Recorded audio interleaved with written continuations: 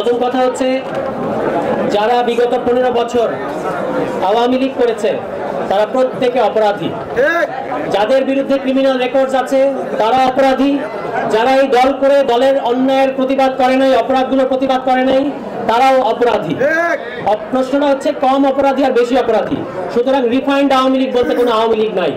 এই সাবের হোসেন চৌধুরী আর সোহেল তাজ যত তাজ আনেন আর যত সাবের হোসেন চৌধুরী আনেন, কোন সাবের হোসেন চৌধুরী আর কোন সোহেল তাজ দিয়ে কোন ধরনের আওয়ামী লীগ বাংলাদেশের জনগণ মেনে নেবে না। সোহেল তাজদের উদ্দেশ্যে আমরা পরিষ্কার করে বলতে চাই, ইতিহাসে বারবার আপনারা একই ভুল করবেন না।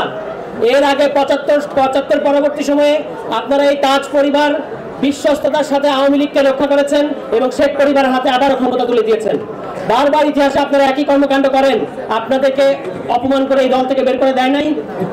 আপনার ভাগ্নেকে এই দলের লোকেরা এই দলের হুকুমে গুম করা হয় নাই। তারপরে আপনি কিভাবে আপনার নাম আসে? আপনার লজ্জা থাকা উচিত। যদি আপনার লজ্জা থাকে তাহলে আপনি কোনোভাবেই আর আওয়ামী লীগের নাম গন্ধ, আওয়ামী লীগের ত্রিসীমানায় ঘেসবেন না, এটা আমরা আশা করতে চাই। শরীর বানাচ্ছেন, বডি বিল্ডিং করছেন, সেটাই করেন। রাজনীতিতে আপনার আসার কোনো দরকার নাই। এটা হচ্ছে 1 নম্বর কথা। এবং 2 নম্বর কথা হচ্ছে, আমাদের এখানে যারা বিভিন্ন উস্কানিতে ফাঁদে পা দিচ্ছেন তাদের উদ্দেশ্যে আমি বলতে চাই, কোনোভাবেই সেনাবাহিনীর বিরুদ্ধে ছাত্রদেরকে মুখোমুখি দাঁড় করানোর যে পায়তারা চলছে, এই ফাঁদে আপনারা পা দেবেন না। বাংলাদেশের অস্তিত্ব রক্ষা করার জন্য, সার্বভৌম রাষ্ট্র হিসেবে টিকে থাকার জন্য সেনাবাহিনীর গুরুত্বপূর্ণ ভূমিকা রয়েছে এবং আমরা এই ভূমিকাকে স্বীকার করি। সুতরাং প্রশ্নটা হচ্ছে, আওয়ামী লীগ বাংলাদেশে রাজনীতি করতে পারবে কি পারবে না সেই প্রশ্ন। এই প্রশ্নকে ঘুরিয়ে সেনাবাহিনী বনাম ছাত্র এই ফ্রেমিং এ যারা নিতে চাচ্ছেন, বুঝে কিংবা না বুঝে আপনারা হুঁশে আসেন। এটা হচ্ছে আমাদের বক্তব্য। এবং সেনাবাহিনীকে উদ্দেশ্য করে, সেনাবাহিনীকে আহত করে কোনো ধরনের কোনো কথা বলবেন না। আমরা সবই জানি সেনাবাহিনী কি করেছে এবং কি করে নাই। জাতিসংঘের মানবাধিকার রিপোর্টেও এসেছে। কিন্তু সেনাবাহিনী আমাদের এই পরবর্তী পরিস্থিতিতে বাংলাদেশে এখন অত্যন্ত গুরুত্বপূর্ণ ভূমিকা পালন করছে। আপনারা তাদেরকে সমর্থন করবেন, কিন্তু আমরা আমাদের রাজনীতিতে অটল থেকে আমরা তাদের পাশে আছি। কিন্তু আমাদের রাজনীতিকে স্যাক্রিফাইস করে আমরা কারোর পাশে নাই। আমাদের রাজনীতিটা কি? আমাদের রাজনীতি আমরা বলেছি যে আওয়ামী লীগ আগামী নির্বাচনে অংশগ্রহণ করতে পারবে না, ব্যালটে নৌকা মার্কা থাকতে পারবে না। এবং আওয়ামী লীগ, রিফাইন্ড আওয়ামী লীগ যতক্ষণ পর্যন্ত আগামী নির্বাচনের আওয়ামী লীগের যতক্ষণ পর্যন্ত বিচার না হচ্ছে, এই বিচারের আগ পর্যন্ত আওয়ামী লীগের নিবন্ধন বাতিল করতে হবে এবং নৌকা মার্কা আগামী ইলেকশনে থাকতে পারবে না।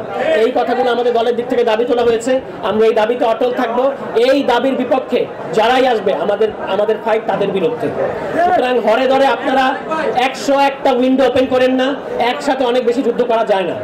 আমাদের কোনো দরকার নাই আমাদের সবাইকে ক্ষিপ্ত করার।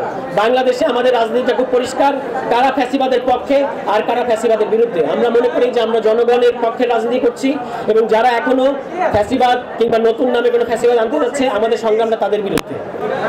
সেনাবাহিনীতে আমাদেরই ভাইরা চাকরি করে। আপনার সাথে তার পার্থক্য হচ্ছে তারা উর্দি পড়ে এবং আপনি পড়েন না। একই দেশে আমাদেরকে থাকতে হবে, শান্তি নিয়ে থাকতে হবে। দয়া করে এখানে মিশর বানানোর চেষ্টা করবেন না, এখানে তিউনিসিয়া বানানোর চেষ্টা করবেন না, এটাকে আরব বসন্তের পরিণতির দিকে নেওয়ার চেষ্টা করবেন না। বাংলাদেশে খেয়াল রাখবেন যে জুলাই মাসে কোনো বসন্ত ঘটে নাই, আরব বসন্ত ঘটে নাই। আরব বসন্তের পরিণতিও সুতরাং আমরা ডিজার্ভ করি না। এখানে মনসুন ঘটেছে, এখানে আপনারা বলেছেন এটা মনসুন রেভলিউশন। সুতরাং এই মনসুনে থাকেন। মনসুনের পরিণতি আর আরব স্প্রিং এর পরিণতি একই রকম হবে না। এই জিনিসগুলো মাথায় রেখে আমাদেরকে রাজনীতি করতে হবে এবং মনে রাখতে হবে যে মব অ্যাক্টিভিজম এবং রাজনীতির মধ্যে সুস্পষ্ট পার্থক্য আছে। সুশৃঙ্খলভাবে থেকে আমাদের সাংগঠনিক শক্তি আমাদেরকে দেখিয়ে যেতে হবে, নিজেদের দাবিতে অটল থাকতে হবে। শেষ পর্যন্ত জনগণ ফয়সালা করবে কারা ঠিক পথে আছে। সুতরাং জনগণকে আলটিমেট রায়দাতা হিসেবে আপনাদেরকে মেনে নিয়ে রাজনীতি করতে হবে। এখান থেকে ওখান থেকে যে ধরনের উস্কানিগুলো আসে, যে ধরনের তাৎক্ষণিক উত্তেজনাগুলো আসে, এই তাৎক্ষণিক উত্তেজনাগুলো আপনাদেরকে দূরে সরিয়ে, বুদবুদগুলোকে দূরে সরিয়ে তারপর রাজনীতি করার কথা ভাবতে হবে। এই বলে আমি আমার বক্তব্য শেষ করছি। আমাদের কিন্তু রাজনীতিটা মাত্র শুরু। মাত্র আমরা দল হিসেবে আত্মপ্রকাশ করেছি, এখন আতুর ঘরে আছি। সুতরাং খুবই সতর্কভাবে এবং ফোকাসডভাবে, স্লো এবং ফোকাসড হয়ে আমাদেরকে রাজনীতিটা করতে হবে। আশা করি আপনারা সেই কাজগুলো করবেন। আমার আপনাদের প্রতি পূর্ণাঙ্গ ভরসা আছে এবং ইনশাআল্লাহ আমরা যে কথাগুলো বলেছি, গণপরিষদ নির্বাচনের মাধ্যমে ফ্যাসিবাদী ব্যবস্থার যে বিলোপ আমরা ঘটাতে চেয়েছি, আজকেও আমরা জাতীয় ঐক্যমত্য কমিশনে আমাদের প্রস্তাবগুলো জমা দিয়ে এসেছি। এখানে আমাদের রাজনীতি অবস্থান করছে। এই রাজনীতিটা আপনারা অনুসরণ করবেন। সবাইকে এই বলে আমি আমার ধন্যবাদ জানাচ্ছি। আসসালামু আলাইকুম।